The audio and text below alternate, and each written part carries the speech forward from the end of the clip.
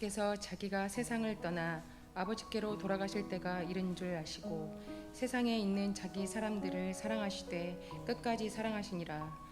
마귀가 벌써 시몬의 아들 가룟 유다의 마음에 예수를 팔려는 생각을 넣었더라. 저녁 먹는 중 예수는 아버지께서 모든 것을 자기 손에 맡기신 것과 또 자기가 하나님께로부터 오셨다가 하나님께로 돌아가실 것을 아시고 저녁 잡수시던 자리에서 일어나 겉옷을 벗고 수건을 가져다가 허리에 두르시고 이에 대야에 물을 떠서 제자들의 발을 씻으시고 그 두르신 수건으로 닦기를 시작하여 시몬 베드로에게 이르시니 베드로가 이르되 주여 주께서 내 발을 씻으시나이까. 예수께서 대답하여 이르시되 내가 하는 것을 내가 지금은 알지 못하나 이후에는 알리라. 베드로가 이르되 내 발을 절대로 씻지 못하시리이다. 예수께서 대답하시되 내가 너를 씻어주지 아니하면 내가 나와 상관이 없느니라. 시몬 베드로가 이르되 주여 내 발뿐 아니라 손과 머리도 씻어 주옵소서. 예수께서 이르시되 이미 목욕한 자는 발밖에 씻을 필요가 없느니라. 온 몸이 깨끗하니라. 너희가 깨끗하나 다는 아니니라 하시니 이는 자기를 팔 자가 누구인지 아시니라. 그러므로 다는 깨끗하지 아니하다 하시니라. 아멘. 우리가 만일 내 삶의 끝이 언제인지를 알 수 있고 그때가 임박해 온다면 여러분은 앞으로 남은 시간 무엇을 계획하시고 준비하시겠습니까? 종교개혁자 마르틴 루터가 했던 말인지 철학자 스피노자가 했던 말인지 어떤 공식적인 문장에 등장하지는 않아서 확실하게 말씀드릴 수는 없지만 아주 짧지만 깊은 울림을 주는 명언이 하나가 있죠. 뭐냐? 내일 지구의 종말이 온다 할지라도 나는 오늘 한 그루의 사과나무를 심겠다. 이 메시지의 뜻은 이겁니다. 끝이 온다 할지라도 나는 내게 주어진 오늘 하루를 열심히 살아내겠다라는 그런 책임 있는 삶의 자세와 포부를 선포하는 문장입니다. 그런 멋진 명언이 왜 우리들 입에서는 나오지 못할까 하는 아쉬움을 가져보면서 한번 우리가 생각해 보십시다. 그렇다면 과연 나의 사과나무는 무엇인가? 나는 만약에 마지막 날이 될 때에 내가 가장 소중하게 여기는 그 일, 과연 나는 그 일을 무엇으로 두고 무엇으로 행동할 것인가? 내가 심어야 할 사과나무는 무엇인가? 한번 생각을 해보시길 바랍니다. 어떤 이는 지금껏 사랑으로 돌봐주신 부모님 또는 고마운 분들께 마음을 담은 사랑과 그 메시지의 말을 전하려 하시는 분들도 있을 거고, 또 어떤 분들은 그동안 아무것도 아닌 일에 서로 서운해서 삐져서 다투어서 그동안 교류하지 못했던 그 사람들을 찾아가서 미안했어, 아무것도 아닌 일에 왜 우리가 이렇게 살았을까 하는 미안함과 아쉬움을 전할 수 있는 사람도 있을 것이고, 또 어떤 이는 그동안 자신의 삶을 살아보면서 짧은 자신에게 보내는 편지나 회고록이나 자서전을 쓸 수 있는 사람도 있을 거고, 또 어떤 사람 같은 경우는 그동안 여러 형편과 상황이 되지 않아서 그동안 가보지 못했던 해외를 한번 가고 싶어서 계획하여 단 하루라도 좋으니 한번 이곳을 한번 떠나보고자 설레는 마음으로 계획하는 사람들도 있을 겁니다. 예전에 TV의 한 예능 프로그램에서 보았던 것이 기억이 나는데, 오늘 하루를 살고 죽는다면 당신은 무엇을 하시겠습니까? 라는 질문에 한 연예인이 뭐라고 대답을 하냐? 그동안 내가 정말 하고 싶었는데 두려워서 못했던 것이 하나 있다. 그것이 바로 번지 점프다. 그런데 죽기 전 내가 이제 시간이 남아있다면 설레임 반 또 두려움 반으로 요동치는 내 심장을 한번 내가 느껴보고 싶다라고 하면서 번지 점프를 하고 싶다고 얘기했던 한 연예인이 있었고, 또 한 연예인은 나에게 마지막 시간이 남아있다면 그동안 내가 나와 내 가족의 건강을 생각해서 담배를 끊었는데 마지막 하루가 나에게 주어진다면 파 송송 썰고 계란을 탁 깨트려서 라면을 맛있게 끓여서 그 라면을 먹고 담배 한 대 피웠으면 좋겠다라고 했던 연예인의 말이 또 생각이 납니다. 이렇듯 마지막의 그 순간, 남아있는 그 종말 앞에서 사람들은 관계적인 것, 또 회고, 돌아보면서 즐거움, 못다 이룬 꿈들, 어떤 소소한 행복들을 소중하게 여기며 붙잡으려 할 것입니다. 그렇다면 그 소중한 그것, 여러분에게 사과나무는 과연 무엇입니까? 오늘 본문에는 예수님의 사과나무가 무엇인지 나오고 있습니다.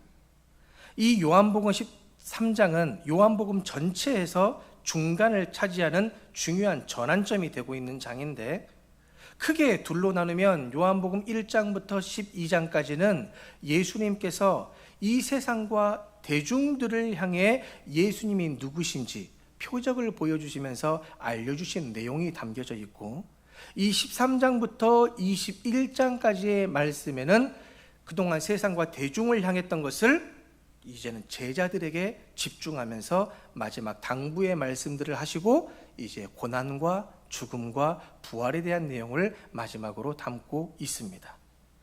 그러니 이 13장은 이 대중을 향한 사역에서 이제 제자에게 마지막 당부의 메시지가 전환이 되고 있는 중요한 이 장에 예수님께서 이 13장 처음에 어떤 행동을 하고 계시느냐? 바로 제자들의 발을 씻기시는 행동을 보여주고 계신 겁니다. 유대 땅은 대부분 자갈과 먼지, 흙길이었기 때문에 대부분의 사람들이 또 샌들을 신고 다녔습니다. 그러니 그 발이 얼마나 더러워지겠습니까? 따라서 자신의 집에 들어갈 때뿐만이 아니라 타인의 집에 손님으로 가게 될 때라도 발은 위생적으로 씻어져야만 하는 곳이었습니다. 그래서 타인의 집에 가게 되면 종들이 그 발을 씻겨주지요. 그래서 손님을 환영하는 환대의 표시를 어느 집이나 다 하게 됩니다.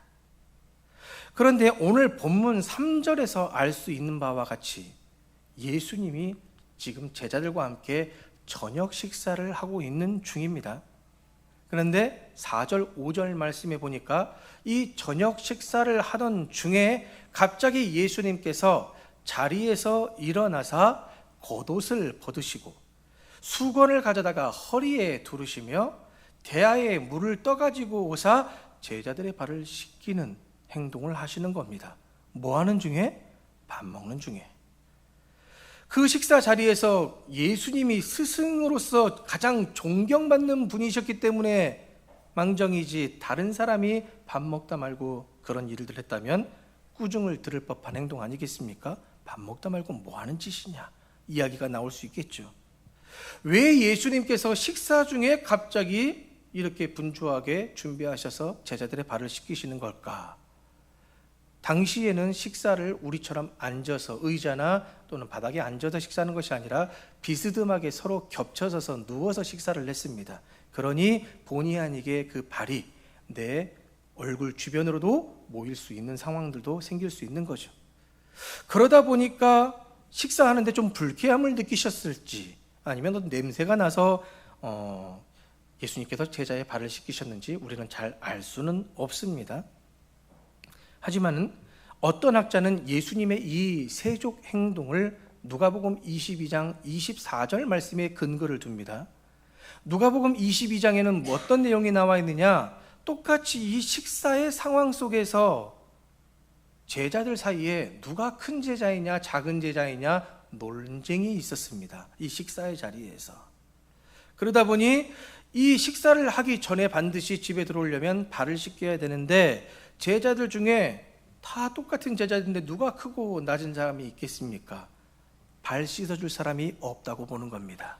제자들 중에 그 누구도 낮은 역할을 감당하면서 발 씻겨줄 위치를 하고 있지 않고 그대로 식사를 했다라고 보는 것이죠. 그러다 보니 예수님께서 이제 제자들의 발을 손수 씻어주신 것이다 라고 이야기를 하는데, 그러나 오늘 본문인 요한복음에서는 이러한 상황을 전혀 기록하고 있지 않기 때문에 이 본문의 저자인 요한의 의도가 다른 데에 있다는 것을 우리는 생각을 해야 됩니다. 그러면 요한은 의도가 무엇일까? 왜 이 말씀을 기록한 것일까? 그 요한의 의도는 1절 말씀을 보면 나와 있습니다.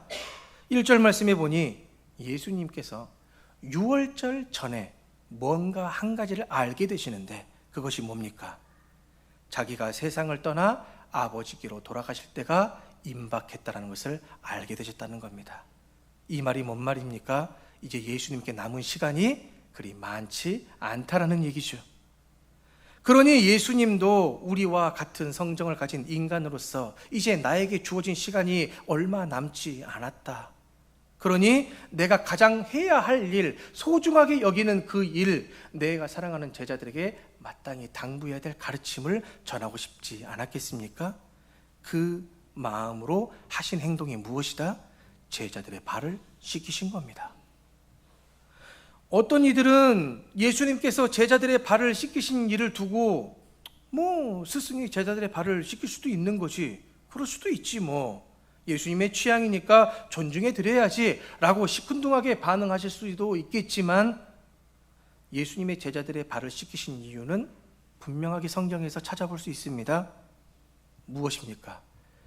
자기 사람들을 사랑하시되 끝까지 사랑하시기 위한 실천입니다. 괜히 하신 것이 아닙니다. 발은 사람의 몸에서 가장 낮은 부위이고 더러운 부위라고 말할 수 있습니다. 왜입니까? 이 세상의 온갖 먼지와 더러운 것을 밟고 다니는 존재가 발이기 때문에. 그래서 사람들은 본능적으로 이 발을 보여주기를 기피하고 드러내기를 꺼려합니다.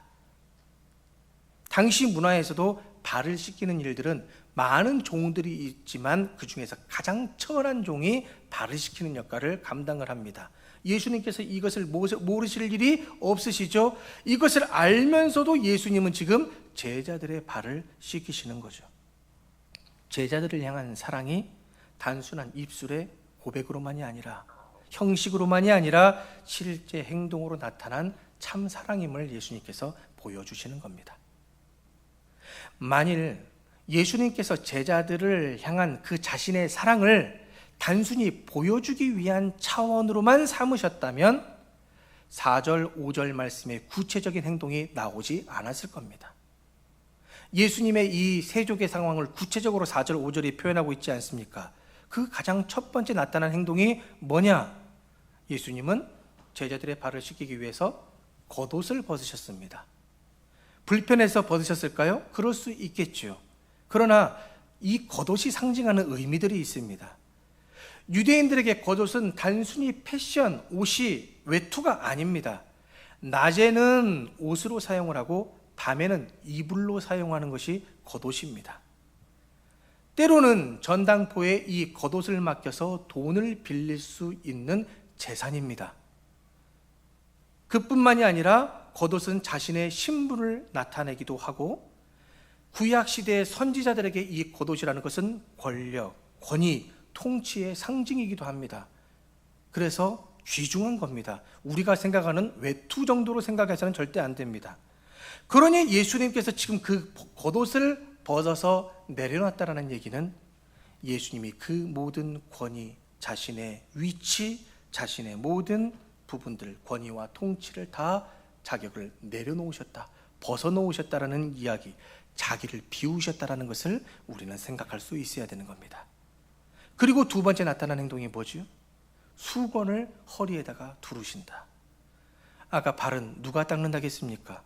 종들 중에서 가장 천한 종이 수건을 허리에다 두르고 발을 닦아주는데, 예수님께서 지금 허리에 수건을 두르셨다는 것은 예수님이 가장 낮은 자로 자처하셨다는 얘기입니다. 그런데 제자들이 예수님을 뭐라고 부릅니까? 랍비라 부릅니다. 선생님이라 부르죠. 또 예수님을 다르게 표현해서 부릅니다. 퀴리에, 주님이라고 부릅니다. 그런데 예수님은 그 존경받는 랍비를 뒤로 하고 주인 대신 주님이라 부르는 호칭을 뒤로 하고 제일 낮은 자리에 스스로 낮춰지셨다. 그리고 친히 대야에 물을 떠서 제자들의 그 더러운 발을, 그 발가락 사이사이를 깨끗한 손으로 닦아내신 겁니다. 저 역시 목회자다 보니 세족식을 여러 차례 경험을 해본 부분들이 있지 않겠습니까? 세족식을 왜 할까요? 세족식을 하는 이유는 분명합니다. 우리 모두 그리스도인의 제자된 자들로서 서로 사랑하고 섬김을 한번 실천해보자, 시도해보자 라는 교훈과 가르침을 목적을 가지고 세족식을 거행하지 않습니까?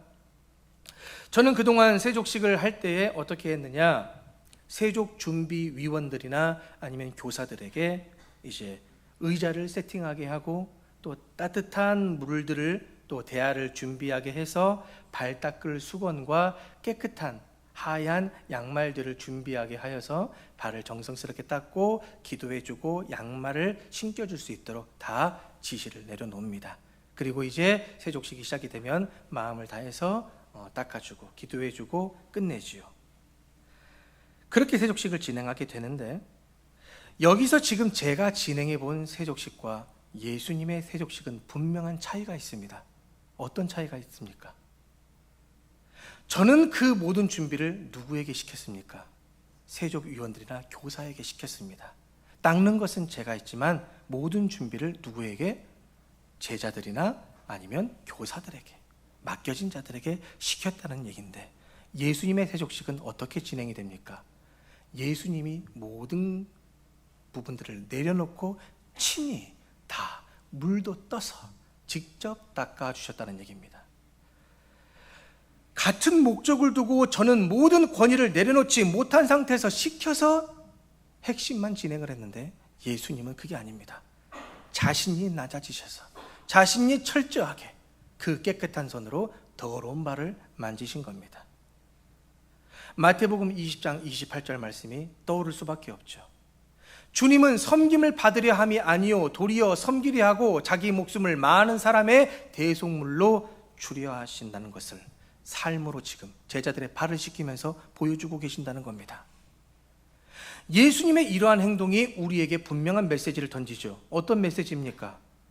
영혼을 사랑하고 구원하며 섬기는 사역은 누군가의 강요로 진행되는 것이 아니라 자발적인 순종으로 자기 자신을 낮출 때에 가능해진다는 얘기입니다. 그래야 진정한 순종의 아름다운 모습이 결과와 열매들을 맺을 수 있다는 얘기죠.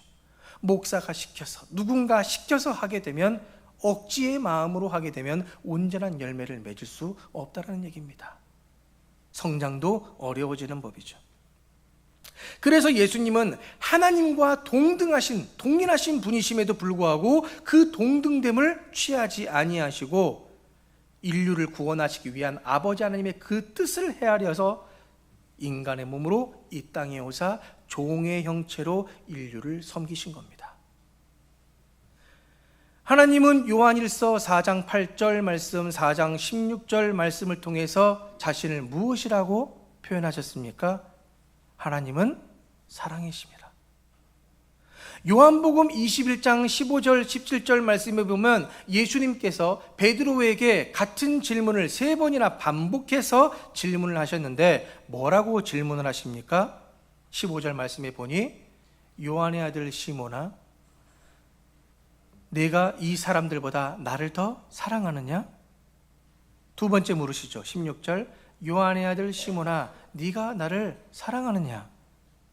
세 번째 또 반복해서 물으십니다. 요한의 아들 시몬아, 네가 나를 사랑하느냐? 성경의 핵심이라고도 말할 수 있고, 남녀노소 심지어 믿음 없는 사람들도 성경에서 가장 유명한 그 구절은 외우고 있습니다. 그 구절이 뭡니까? 요한복음 3장 16절. 우리 다 함께 한번 해보겠습니다. 시작. 하나님이 세상을 이처럼 사랑하사 독생자를 주셨으니 이는 그를 믿는 자마다 멸망하지 않고 영생을 얻게 하려 하심이라. 하나님은 우리만, 예수 그리스도를 믿는 나만 사랑하신 것이 아니라 무엇을 사랑하셨다? 하나님이 창조하신 이 세상 우주 만물을 사랑하십니다. 물론 여전히 망가진 부분들이 있습니다. 안타까운 부분들이 여전히 있습니다. 그러나 하나님은 여전히 이 세상을 사랑하십니다. 망가져 있는 것들을 보면서 아파하시고 가슴을 찢으시고 슬퍼하시며 애통해하시지만, 그럼에도 불구하고 이 세상을 사랑하시고 하나님의 형상과 성품을 가진 우리들이 아버지 하나님의 그 마음을 헤아려 우리가 잃어버리고 망가뜨려 놓은 그 세상을 다시 조금씩 회복시켜 가기를 원하십니다. 그래서 우리에게 물어보십니다. 현철아, 너는 나를 사랑하느냐? 장로야, 권사야, 집사들아, 너희들은 나를 사랑하느냐? 사랑한다 하면 어찌하겠습니까? 네, 사랑합니다. 이것을 원하실까요? 결코 아닙니다. 그 사랑이 우리의 삶에서 보여지고 나타나지며 열매를 맺을 수 있어야죠. 예수님께 허락된 얼마 남지 않은 시간, 예수님께서 가장 소중하게 여기며 제자들에게 당부하고 싶었던 메시지는 바로 사랑입니다. 하나님은 그 사랑을 독생자 예수 그리스도를 통해서 이 땅에 보여주신 분이시고, 여전히 하나님의 성품과 형상을 가진 우리들이 그 사랑을 실천할 수 있도록 우리의 곁에서 도우시고 인도하시며 깨닫게 하시고 힘을 더하시는 분이 성령 하나님이십니다. 그래서 우리는 늘 성령을 구하고 찾고 두드려서 이 사랑의 나무를 계속해서 심어가야죠. 그러니 우리가 예수님을 구주로 믿고 팬이 아닌 제자로서의 삶을 살아가는 자들이라면 우리는 허락된 지금 이 순간순간에 계속해서 사랑나무를 심어야 합니다. 예수님은 그 사랑을 전하고 가르치기 위해서 스스로 자신을 낮추시고 섬기고자 제자들의 발을 씻기신 것 아닙니까? 요한복음 11장 나사로의 동생인 마르다가 1년치 봉급에 상당하는 그 어마어마한 값을 상하는 그 향유를 예수님의 발에 붓고 여자들의 영광이라 칭할 수 있는 자신의 머리를 풀어 헤쳐서 그 향유와 함께 예수님의 발을 닦아 주님은 나의 최고의 가치가 되시는 분이십니다 라는 것을 고백하고 삶으로 보여주는 것과 같이 예수님께서도 지금 자기 사람을 사랑하되 끝까지 사랑하신다는 모습을 제자들의 발을 씻기는 모습을 통해서 우리에게 보여주시고 교훈하시고 가르쳐주고 계시는 겁니다. 그러니 우리도 어찌해야 합니까? 그런 예수님을 믿고 따르며 그 길을 걷겠다고 결단한 우리들 역시 어찌해야 합니까? 그 사랑을 실천해야죠. 그 사랑나무를 심어야죠. 그 열매를 우리가 맺어야지요. 그러면 우리는 어떻게 그 사랑나무를 심고 그 열매를 맺을 수 있는가? 만나는 이들마다 다 양말 벗겨서 발을 씻기면 되는 걸까요? 사랑은 거창한 것이 아닙니다. 바쁜 하루 속에서도 가족과 이웃들을 바라보며 오늘도 수고했어, 오늘도 고생했어요, 이렇게 간단한 그 한마디 건네는 것이 사랑입니다. 사랑 대단한 거 아닙니다. 누군가 힘들어하고 지쳐할 때 조용히 그들 옆에 가서 내 어깨를 빌려주며 들어주는 것, 그것이 사랑입니다. 그뿐만이겠습니까? 길에 떨어진 쓰레기 하나 내가 조용히 묵묵히 주워서 버리며 남이 하지 않는 그 허드렛 일을 감당하는 것, 그것이 바로 작은 사랑의 실천 중 하나이죠. 믿음이 없거나 나보다 신앙이 약한 사람들을 우리가 이해하고 양보하며 그들의 신앙이 성장하도록 기다려주는 것, 그것이 사랑이고, 경쟁보다는 협력을, 그리고 지적보다는 격려를, 남들이 알아주지 않아도 내가 먼저 다가가서 말 붙여주고 사과할 수 있는 용기를 갖는 것, 그것이 사랑의 한 걸음 아니겠습니까? 그렇게 내 시간과 내 체력과 내 물질도 떼어는 나누어서 나보다 더 없는 자들, 필요한 자들을 위해 채워줄 수 있는 것, 물론 쉽지는 않지만 그것을 생각하고 마음에 품으며 작게라도 실천해보고자 하는 것이 사랑의 첫걸음 아니겠습니까? 이렇게 작고 평범한 행동을 통해서 사랑을 실천하고 우리는 예수님의 섬김의 사랑의 삶을 닮아갈 수 있습니다. 머리로 아는 것을 안다고 말하는 게 아닙니다. 그 알을 삶으로 실천하는 것이 진짜 아는 것이죠. 예수님께서 제자들의 더러운 발을 씻기신 것처럼 사랑이라는 것은 손을 더럽히는 수고를 두려워하지 않는 것이 사랑입니다. 여러분의 손은 깨끗하십니까? 더러우십니까? 여러분의 그 깨끗한 손으로 더러운 것을 무서워하지 않고 내 더러운 것을 내 손에 묻힐 수 있는, 그렇게 실행할 수 있는, 삶으로 나타낼 수 있는 저와 여러분들이 되시길 주님의 이름으로 축복합니다. 마무리하려고 합니다. 우리가 심어야 할 사랑나무는 믿음의 영역인 이 교회 안에서만 말씀을 듣고 좋은 말씀으로 깨닫고 은혜 받아서 그래, 사랑이란 그런 것이지, 그렇게 나도 살아가야지 라고 결단만 하는 것이 아니라 삶으로 나가서 직접 그 사랑을 심는 겁니다. 실천해 보는 거죠. 그러니 하나님이 이 세상을 사랑하셨듯 우리도 마땅히 우리가 맺어야 될 그 사랑과 희생과 섬김의 열매를 얻기 위해 세상으로 나아가 사랑나무를 심어야 합니다. 우리에게 얼마나 많은 시간이 주어졌는지 모릅니다. 모르기 때문에 우리는 더 긴장감 속에서 오늘 하루 내가 살아있다면 오늘 하루 사랑의 나무를 심는 것, 그것이 우리의 최선이 되어야 합니다. 그 최선을 무엇으로 삼아야 할지, 내가 심어야 될 사랑나무가 무엇인지 고민해보는 우리가 되어야 합니다. 그리고 먼저는 우리가 그 사랑나무를 어디에서 심어야 되느냐? 내 가정에서, 내 남편에게, 내 자녀들에게 먼저 심을 수 있어야 되고, 그렇게 아름다운 사랑나무가 심겨진 우리의 가정들이 모인 이 교회에서 서로 다른 형제자매들을 바라보며 사랑의 열매를 맛보게 해줄 수 있어야 되고, 그렇게 우리 교회 교인들이 하나가 되어서 이제 어디로 나가야 되겠습니까? 세상으로 나가야죠. 하나님이 세상을 이처럼 사랑하신 것처럼 우리도 이 세상을 사랑해야죠. 세상은 반드시 미워하고 떠나야 되는 속죄가 아니라 그리스도의 마음으로 다시 십자가를 짊어지고 우리는 세상으로 들어가야 될 곳입니다. 세상을 미워해야 될 곳이 아닙니다. 그러니 그 세상과 이웃에게까지 나아가서 우리가 그 사랑을 삶으로 보여주어야 됩니다. 왜 우리들이 해야 될까요? 우리가 바로 주님이 사랑하는 제자들이니까. 우리가 바로 하나님의 그 사랑과 은혜를 경험해보고 누린 자들이니까. 우리가 바로 빛과 소금이니까. 그래서 우리는 해야 됩니다.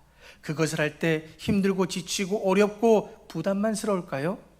사랑해본 사람들은 그 사랑의 맛이 뭔지 압니다. 그 사랑나무를 심어본 사람은 그 사랑나무를 심었다는 땀방울의 가치가 얼마나 행복하고 기쁘고 즐거운 것인지를 압니다. 그러니까 없음에도 힘듦에도 지침에도 불구하고 여전히 끊임없이 그 길을 걸어가려고 발버둥을 치게 되는 것이죠.